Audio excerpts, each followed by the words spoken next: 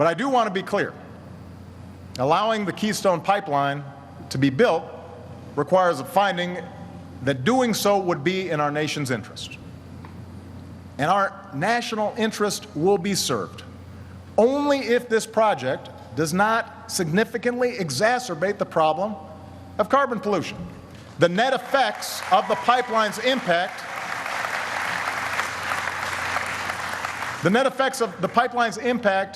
on our climate will be absolutely critical to determining whether this project is allowed to go forward.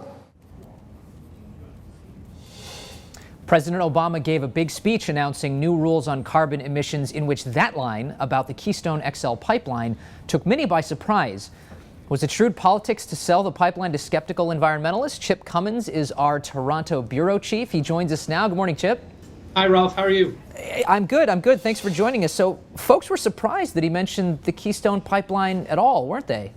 Yeah, this was a speech that that everyone expected to, lay out the White House's plan on climate change. And Keystone had been an issue that the Obama administration has kicked several months into the future. So no one thought it would emerge yesterday.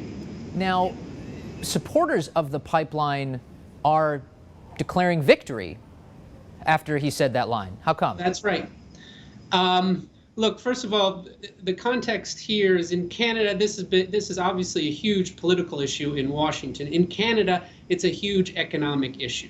The government here and the oil industry and a lot of other industries are pushing hard for this. So what happened yesterday was people on either side of that debate took the comments as supportive of their position. So for the people who are supporting Keystone, which includes the Canadian government and the Canadian oil industry, it was a sign that Obama was simply repeating what he had said before, and that he would approve the pipeline eventually, as long as it wasn't significantly adding to global climate change. And the argument for that case is that in the State Department's report earlier this year, a preliminary environmental assessment, the State Department essentially said just that there wasn't a significant risk that the pipeline itself would increase global warming. The other side, of course, has taken the exact opposite view to the comments yesterday and said this is a sign Obama is going to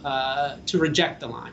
But bottom line is, the president has not changed the timeline, and the decision is still out there, months away.